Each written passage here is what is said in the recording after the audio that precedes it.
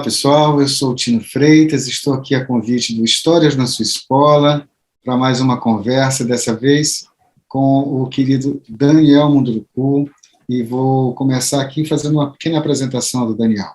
Tá bom? Daniel é escritor indígena, graduado em Filosofia, licenciatura em História e Psicologia, doutor em Educação pela USP, pós-doutor em Literatura pela Universidade Federal de São Carlos, diretor-presidente do Instituto UCA, Casa dos Saberes Ancestrais,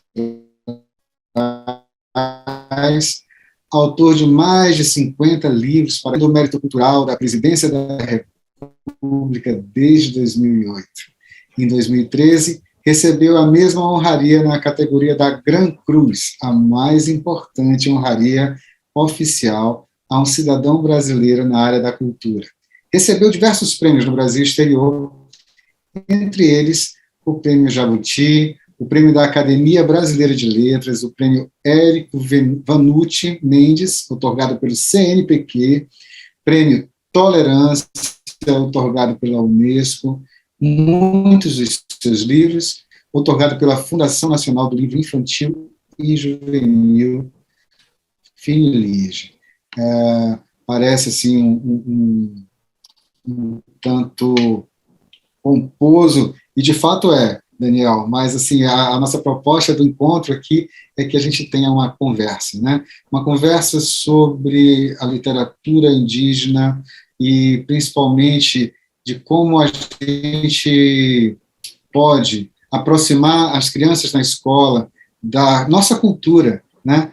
Acho que é correto a gente dizer dessa forma, essa cultura que muitas vezes a gente não entende como nossa, mas que a gente precisa se perceber disso. Seja bem-vindo, querido. Muito obrigado, Tino, meu querido amigo, de longa data, de muitos eventos, de muita festa, né? Porque quando a gente se encontra, quando a literatura se encontra, é sempre um lugar de festa, né? Eu fico bastante honrado de estar aqui conversando com você, com os nossos amigos aí do outro lado da tela que vão nos assistir, vão interagir com a gente de alguma forma. E estamos à disposição, vamos conversar, porque literatura é sempre um bom papo.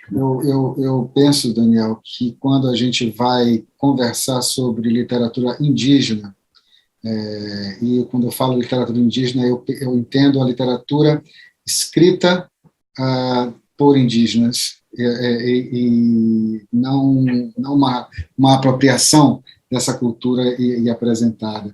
E eu entendo que essa literatura ela tem um destaque, ou talvez até o começo, quando você se coloca como autor com coisas de índio, acho, lá atrás, e vai se cercando e nos apresentando uma visão, e eu vou me colocar no meu lugar como um cidadão branco, né, não indígena, vamos dizer assim,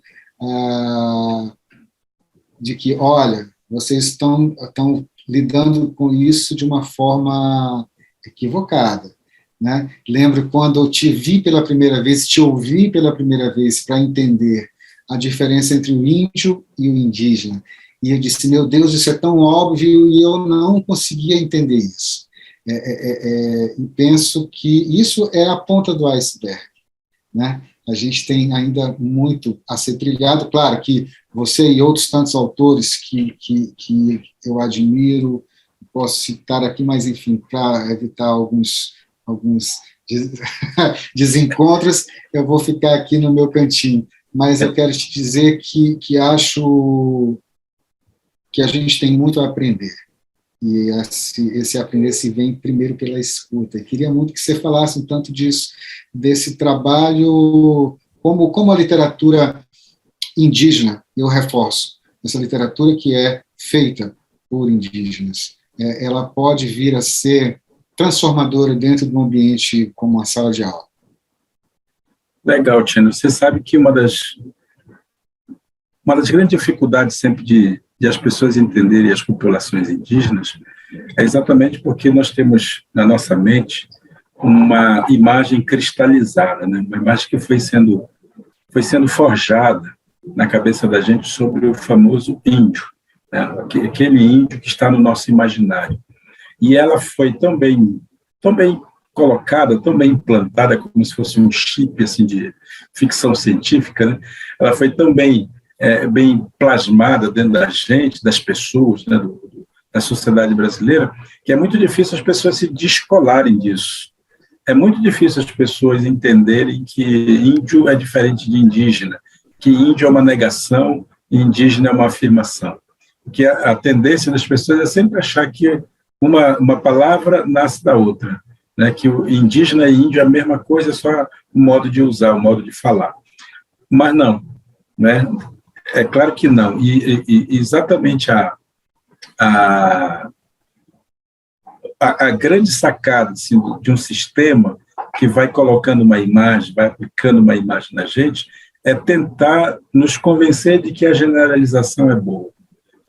E aí, quando a gente generalizou, a gente acabou escondendo exatamente o que cada povo tem de particular. Cada povo tem de seu, cada povo tem de autêntico, cada povo tem de originário dentro de si. E isso acabou jogando todo mundo assim numa massa, né? Numa única massa assim pensando na argila, né?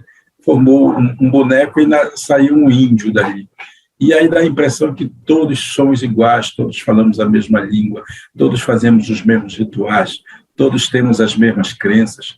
E esse equívoco ele foi se estabelecendo dentro da gente através desse sistema educacional que nós temos, que nós chamamos de escola, né?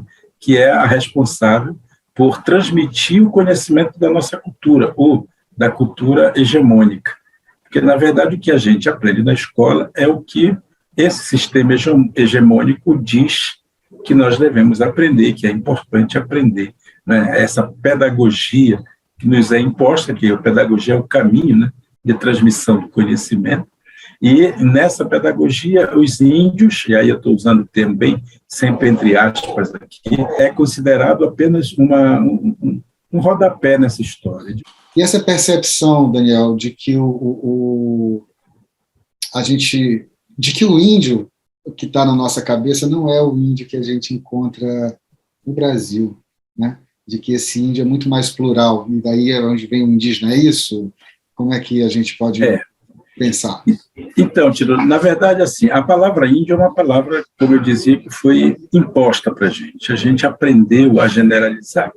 Exatamente porque a gente aprendeu a generalizar, a gente não aprendeu o correto, o jeito, a maneira correta de chamar essas pessoas, né, esses grupos. Porque quando a gente pensa nos indígenas, temos que pensar em experiências de ser humano, experiências culturais diferenciadas. Quando alguém diz que eu sou índio, ela está escondendo aquilo que eu sou de fato. Costumo até lembrar assim, que quando alguém me chama de índio, ela não está dizendo quem eu sou, ela está dizendo quem ela acha que eu sou. Porque ela aprendeu a me chamar dessa maneira porque olha para o meu estereótipo e diz, ele é um índio. Porque foi a única coisa que a gente aprendeu. E aí eu costumo lembrar para os nossos amigos professores, educadores, né, mediadores de leitura, que eu, apesar da minha aparência, eu não sou índio. Porque essa palavra ela é uma negação, de fato, do que eu sou. Eu sou, na verdade, munduruku. É isso que eu sou. Eu faço parte de um povo. Eu tenho uma tradição, tenho uma cultura completamente diferente dos outros povos, inclusive. Eu sou munduruku, significa dizer que eu não sou chavante, eu não sou guarani, eu não sou caiapó, eu não sou yanomami, eu sou munduruku. E ser munduruku significa ter um olhar para o mundo, para a vida, muito próprio. Um olhar que é originário nesse sentido, né? Que é original, porque a gente olha para esse mundo que a gente vive e procura dar respostas àquelas perguntas que nos embaralham o tempo inteiro, né? Do tipo, quem sou eu, de onde eu vim, o que eu faço nesse mundo e tal.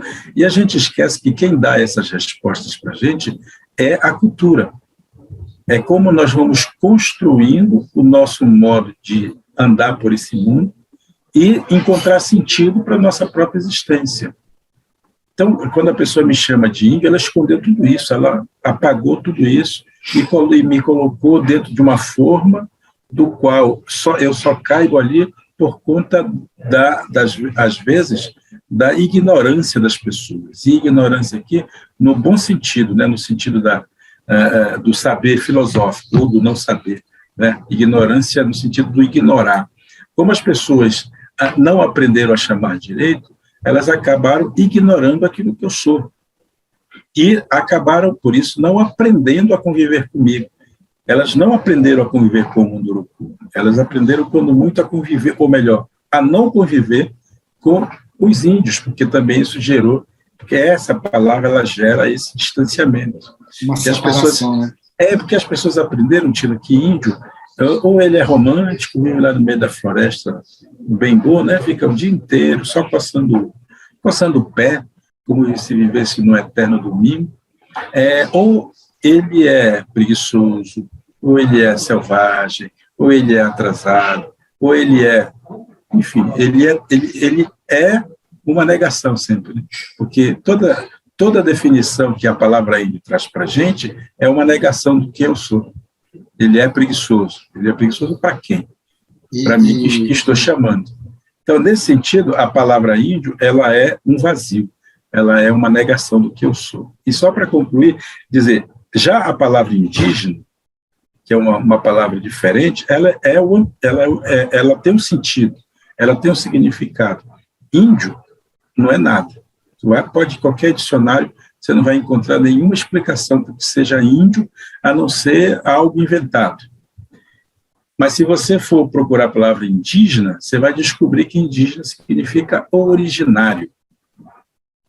Originário de algum lugar, de algum território. Inclusive, tio, qual é o antônimo de indígena? O antônimo de indígena é alienígena. O alienígena, quem é? Aquele que vem de fora. É o extraterrestre. Na ficção científica se usa muito esse termo, né? Para dizer isso, é alguém que vem de fora aqui do nosso planeta, do Terra, e vem para cá. É exatamente o significado de alienígena. Veja que as palavras são até parecidas, né? Indígena, de dentro, alienígena, alien, de fora. Então, são assim, minúcias da língua, mas que permite, quando a gente vai utilizar da maneira correta, permite que a gente coloque as coisas nos lugares certos. Então, se alguém me chama de indígena, eu fico feliz, porque ela está me dando um lugar, ela está me dando um território, ela está me colocando dentro de um espaço, né? Mas se ela me chama de índio, ela está me tirando disso tudo e colocando só no território que é a cabeça dela, né? E que é o preconceito dela. E o indígena, ele liberta isso. É o que a educação tem que fazer, aliás. Nossa, eu vou falar demais assim. Ouvindo você brincar muito a sério com a etimologia, com a construção das palavras, eu fico pensando, Daniel, que tudo que a gente está fazendo aqui é política. Inclusive, ler a literatura, quando vai para a escola, também é um ato político. Então, as escolhas dos que nos governam são importantes também para que a gente se reconheça como povo brasileiro. E eu penso que a gente teve já há algum tempo o reconhecimento de alguns patrimônios imateriais, por exemplo, indígenas. Acho que são poucos, mas eles começam a ser feitos. Acho que tem um tempo que isso para, mas que a gente vai retomar. Então, a Tava dos Guaranis, lá no Rio Grande do Sul, a Cachoeira do Ioreté, ali no Amazonas, a gente vai ter a pintura corporal do Janjampi, as bonecas, me confundo sempre, mas as bonecas Carajá, né? Então, a gente começa a ter um reconhecimento e um cuidado, porque quando se reconhece isso como patrimônio imaterial, tem uma salvaguarda, tem um cuidado todo com isso. Mas, ao mesmo tempo, essas conquistas, vamos dizer assim, elas não vêm porque fulano é bonzinho ou cicrano não é. Isso vem de muita insistência, de muita luta, no melhor sentido que essa palavra pode significar. E eu penso que essa luta não é só dos indígenas, não é só dos governantes, como também é daquele que está governando uma sala de aula, de um professor que escolhe as suas leituras, que escolhe os seus caminhos. E aí, nesse sentido, Daniel, acho que o teu trabalho ele é significativo, ele é importantíssimo como uma porta que se abre para conhecer o povo Munduruku, claro, mas não só, porque a gente vai por um caminho muito plural também no teu trabalho, e é um trabalho que abre portas, através da UCA também, que é uma ação política também, vamos dizer assim, para outros escritores e outros ilustradores que contam a história, né, a dos seus povos. Eu queria pensar aqui, Daniel, se eu sou um professor e tenho a oportunidade de ouvir você dizendo assim, por onde eu posso começar a quebrar as barreiras que eu posso ter na sala de aula para apresentar esse povo originário, como você diz, aos meus alunos? Olha, Tino, vai parecer um tanto autoajuda, o que eu vou dizer, mas na verdade, autoajuda. Porque a primeira pergunta que todo brasileiro tem que fazer para si mesmo, em sala de aula, no escritório, na fábrica, em qualquer canto que ele esteja, é qual a parte de mim, o que está dentro de mim, né, que me remete aos meus ancestrais. A pergunta, assim, retórica seria, qual é o índio que mora dentro de mim? Né? Para não entrar em outros povos, né, que também vieram para cá, etc. Mas, sendo um brasileiro, nascido nesse território chamado Brasil, qual é o índio que mora dentro de mim? Né? Da onde que vem? De onde é a minha origem, afinal de contas? Porque, antes de mais nada, um educador, um professor que quer falar sobre os povos originários, ele também tem, de uma certa maneira, se questionar sobre a sua própria origem, para ele poder descobrir aos poucos, e de uma maneira luminosa, eu diria, que o que foi ensinado para a gente ao longo da nossa história foi uma cultura do esquecimento, de esquecer as nossas origens, da onde que nós somos. E a grande parte dos brasileiros, se não a maioria absoluta dos brasileiros, tem um pé na aldeia, outro pé talvez num quilombo, e quem sabe um outro pé na Europa, tá certo? Se nós tivéssemos 3 pés, né? Mas, grosso modo, nós está adormecido um indígena, mas por conta daqueles que narraram a nossa história, que contaram a história para a gente, né? E você sabe, você é um contador de história, você sabe disso, que quem conta um conto aumenta um ponto, né? E aquele que contou a história oficialmente, ele foi contando os pontos a seu favor. E para contar coisas a seu favor, ele teve que contar contra alguém. Tinha que ter um inimigo para ser vencido, né? E a história nossa de uma certa maneira, a narrativa do vencedor. Então, ele vai contar sempre o que ele fez de bom, o quantos ele matou, né, o quantos ele destruiu, como ele conseguiu colonizar um determinado território, vai erguer estátuas para se autoelogiar e tal, né, dizendo que ele é o herói que todo mundo queria. Por que digo isso? Justamente para lembrar os nossos amigos professores e professoras que é preciso a gente dar um passo para trás. É preciso a gente olhar um pouquinho as nossas origens, de fato, para a gente descobrir que nós todos somos, sim, indígenas. Todos nós somos, sim, herdeiros de uma tradição. Então, a primeira atitude de um educador é educar-se a si mesmo, é olhar para dentro de si. E quando ele começa a perceber que, de fato, uma história não foi contada da melhor maneira possível, ele que já tem os instrumentos para contar essa história, porque se formou, porque estudou, ele tem que construir, tem que trazer a outra narrativa. E aí, contar histórias, né, para as crianças é fundamental. Para as crianças, nossos filhos, os netos, contar histórias para os nossos alunos, né? Contar a história que ele foi descobrindo de si e dos outros, que aí a gente começa a perceber que a presença dos indígenas, outra coisa não é senão a garantia, né, da nossa própria ancestralidade.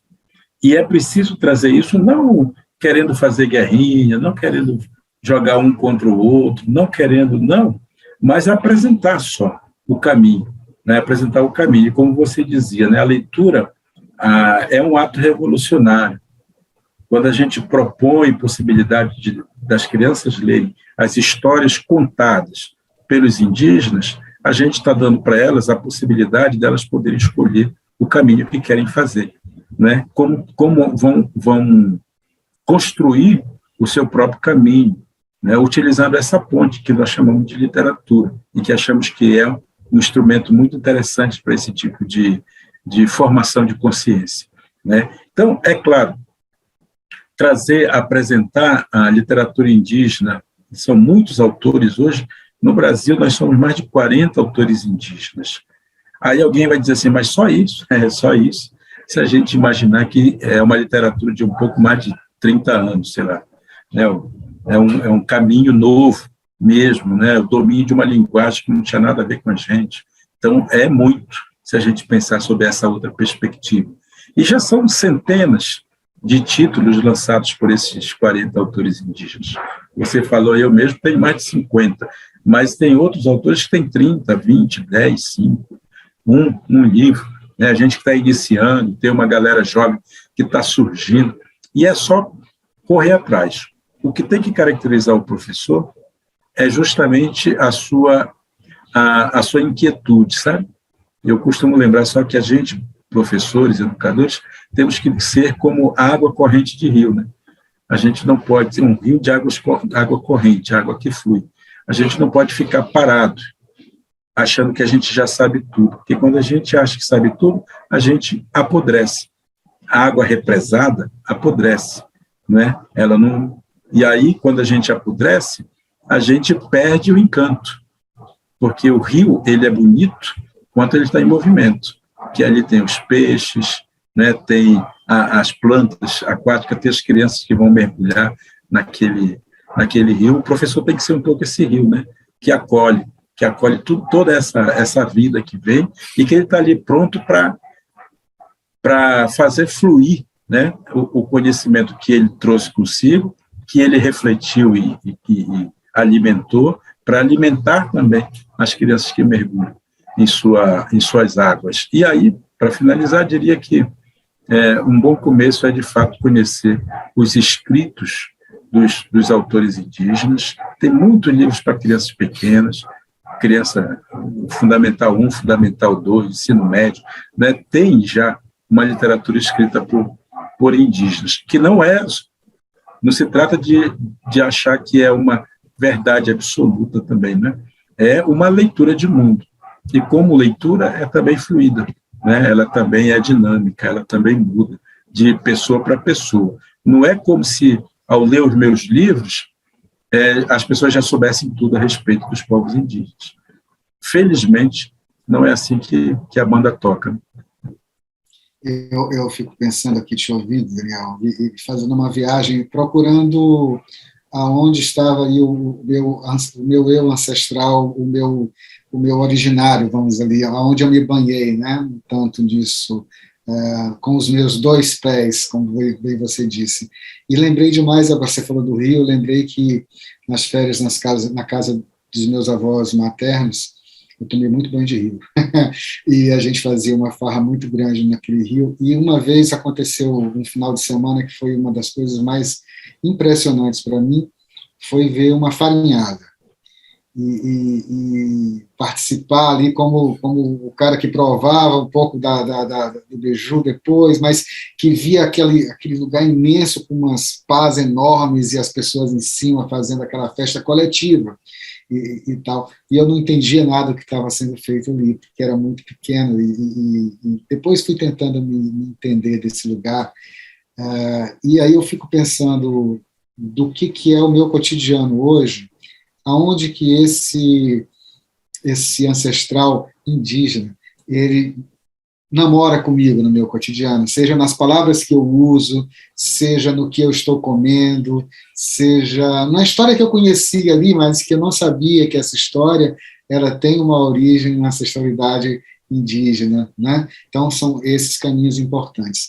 Eu queria aqui, abrindo para a gente começar a encerrar a nossa conversa, te colocar uma questão que é uma questão que me provoca, que eu me sinto como escritor também provocado de não encontrar no cotidiano das nossas histórias, histórias que eu escrevo, inclusive, estou dando aqui a minha mão palmatória, a presença de personagens indígenas no cotidiano, entende? Que estão aqui na sala de aula, ou de uma criança que é indígena na sua família numa cidade como São Paulo, e ela está participando de uma vida normal, como a vida de qualquer uma outra, normal que eu digo, por favor, uma vida de quem está numa cidade grande, assiste, usa o celular, vai ao cinema, mas ele carrega em si não só o fenótipo indígena, ou do índio, como entre aspas sempre, mas ele carrega a sua ancestralidade, como carrega também o negro, enfim, como a gente coloca, e eu sinto falta, Daniel, é um depoimento meu aqui, de que temos 40, de fato, 40 autores indígenas, 40 é uma potência, de fato, para quem há 30 anos atrás a gente não é uma literatura que estava ausente nas nossas bibliotecas, mas eu torço para que essa evolução ou essa revolução ela traga também, além dessas referências ancestrais, que são importantíssimas e que não podem faltar na nossa formação, esse lugar do indígena no nosso cotidiano. Porque é importante se reconhecer também como leitor, de que, olha, eu estou me vendo aqui nesse livro aqui que está falando sobre alguma coisa de tecnologia. E eu, como indígena, tenho direito à tecnologia, como você também tem, como o outro também tem, como, né, essas coisas. Eu não sei se estou falando muita bobagem, mas eu queria que a gente caminhasse aqui para a nossa conversa nesse ponto da representatividade no cotidiano. Ótimo. Tino, você tem toda a razão, não está cometendo nenhuma gafe, não, está falando direitinho, viu? Porque também a gente tem que pensar que nós fomos educados para negar tudo isso. Né? A nossa história é uma história de negação. A gente é um país racista, não é à toa, né? É racista também porque a gente negou a nossa negritude e a nossa ancestralidade, né? Porque nos ensinaram sempre a olhar para frente. O Ocidente é o lugar do futuro, né? A gente olha sempre para frente. Porque fizeram questão de nos negar o passado. E nos ensinaram, inclusive, a não gostar do passado. Porque quando a gente olha para trás, o que a gente vê? A gente vê negros e indígenas. E a gente aprendeu a não gostar nem de um nem de outro. E isso gerou na gente isso que nós chamamos de baixa autoestima. A gente aprendeu que foi tão massacrado com uma história de negação que a gente continua negando as nossas origens. E a gente continua acreditando nessa ficção de que nós somos do futuro, né? Que o Brasil é o país do futuro, que amanhã vai ser mais poderoso e tudo mais. E com isso, a gente acaba não se comprometendo com o que nós vivemos hoje, ou seja, com a reconstrução necessária de fazer com que o nosso país viva, de fato, a sua vocação, né? A vocação para a diversidade na qual nós somos formados, né? E isso, é claro, está muito presente no conteúdo que nós aprendemos na escola. E aí vem, mais uma vez, a minha afirmação, né? Quem conta a história para a gente é aquele que quer que a gente olhe para um único lugar. E esse lugar é de ser alguém na vida, né? A pergunta que mais se faz para uma criança na cidade, qual é? o que você vai ser quando crescer. Quando a gente pergunta isso para uma criança, nós já estamos negando que ela seja alguma coisa. Nós estamos tirando dela a sua infância, o seu ser criança, como se aquilo não fosse importante. E estamos jogando nela uma responsabilidade de se tornar alguém. Se tornar alguém, nessa leitura ocidental, é ter riqueza, ter dinheiro, ter competitividade, né? Passar a perna nos outros, porque se dá bem também tem a ver com isso, né? Ser corrupto. Não falam isso, claro, para a gente, olha, agora estou te ensinando a ser corrupto. Não, isso está nas entrelinhas daquilo que nos é dado aprender, né? Então, nós aprendemos as ciências da tecnologia. Quais as disciplinas que arrancaram agora do ensino médio, por exemplo? Filosofia, né? História, diminuíram a carga horária de várias disciplinas que nos ajudam a pensar, a olhar o mundo e a entender o mundo sob outra perspectiva. Assim tem sido a nossa história, infelizmente. Então, eu queria dizer assim, para já ir concluindo também, que nós precisamos fazer esse caminho de volta, que é um caminho da reconciliação, na verdade, reconciliação com o nosso passado.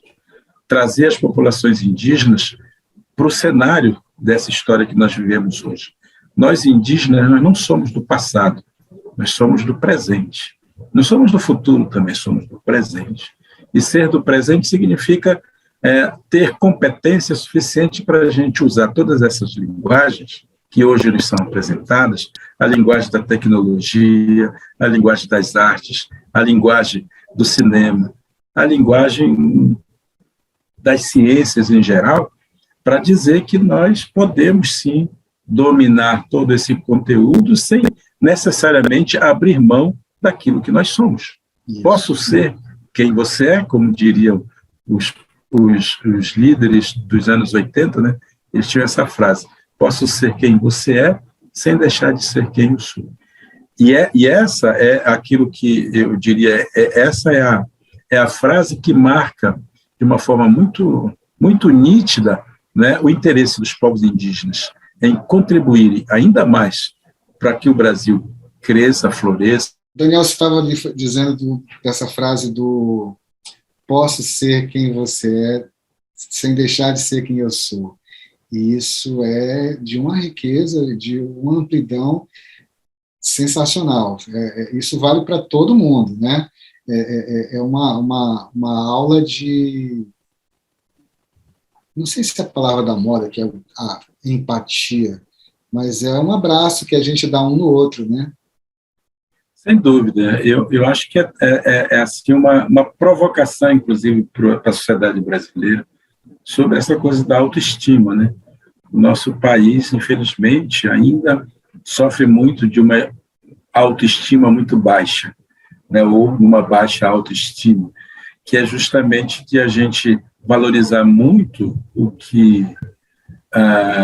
valorizar demais aquilo que parece ser um defeito na gente e valorizar muito pouco as nossas qualidades, as nossas virtudes, né? Nós, brasileiros, não nos valorizamos, não valorizamos a nossa riqueza natural, por exemplo, né? Nosso meio ambiente, a gente não valoriza a nossa diversidade cultural, diversidade linguística, a gente não valoriza aquilo que a gente tem de belo, de bonito, que é trazido exatamente pela diversidade de povos, de culturas que nós temos aqui na nossa...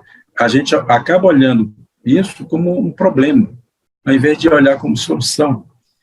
Aliás, só para lembrar, né, o Darcy Ribeiro, o grande Darcy Ribeiro, sempre nos dizia isso, né? O Brasil tem vocação para a felicidade, o Brasil é um povo novo, o Brasil é um povo que juntou diferentes olhares sobre a vida e ali nasceu um povo novo, um povo diferente, ousado, alegre, dinâmico, forte, generoso, né? E que isso acabou virando nas mãos dos contadores da história ruim da coisa, acabou virando uma outra coisa, uma vocação meio ruim para nós todos, né? E aí foram criando imagens negativas a respeito do ser brasileiro. Eu, particularmente, sou apaixonado por esse país, sou apaixonado por esse Brasil, né? Apaixonado pelo homem brasileiro, o homem aqui no sentido bem amplo do termo, né? Pelo humano que o brasileiro consegue ser quando quer, ou quando tem possibilidade de deixar isso vir à tona, né? Ao mesmo tempo, eu sou virado contra esse sistema que quer justamente apagar essas nossas qualidades, sabe?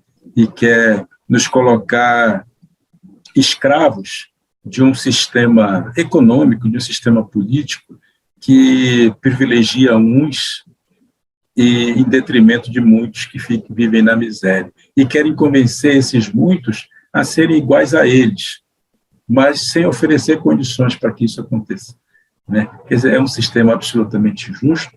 Eu sou absolutamente contrário, e a minha literatura quer ser uma tentativa de aproximação de diferentes olhares para que a gente, quem sabe, construa assim, essa utopia selvagem, mais uma vez nas palavras de Darcy Ribeiro, né? A gente construa essa utopia selvagem e a gente possa construir uma pedagogia nossa, uma pedagogia efetivamente brasileira e que vai ainda ensinar a ser gente para o mundo todo. É isso. Daniel, eu estou aqui assim muito feliz de poder partilhar essas ideias com quem está nos assistindo, e dizer que seria essa coisa da utopia, mas, poxa vida, vamos ralar um tanto para que a gente tire um tanto desse nome, dessa utopia da frente da gente como obstáculo, e tente fazer isso que você falou, que é uma reconciliação com o nosso passado, com a nossa riqueza ancestral, que isso possa ser uma revolução a partir da sala de aula, que a gente possa ter, no convívio com os alunos, né, ou se você é mediador de leitura e está aí com as crianças na tua sala de leitura, que você possa partilhar de literatura, mas no seu balaio de livros, de histórias, tenha literatura de todos os povos, né?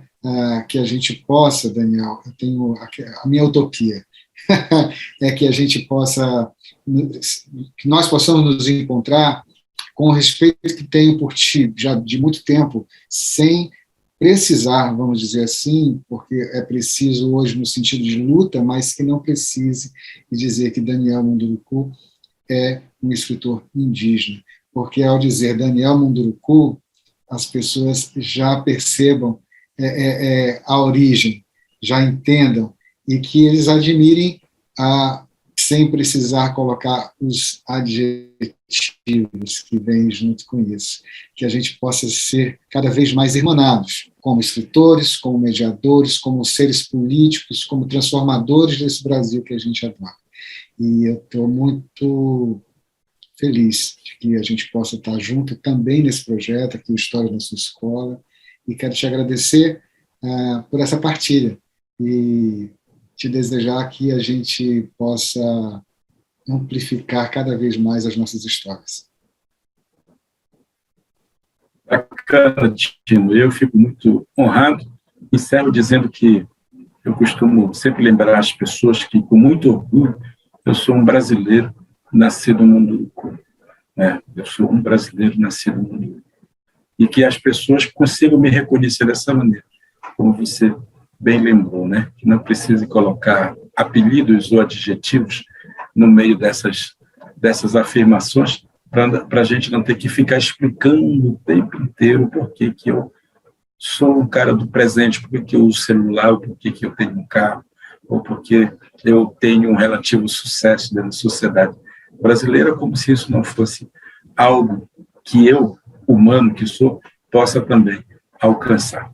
Muito obrigado pelo convite, estamos sempre juntos, você é um irmão, você sabe disso. Irmanados estamos, queridos, seguimos assim, saúde, teimosia, esperança e boas histórias para nós. Um abraço a todos que estão conosco aqui, que nos assistem, e até o próximo encontro.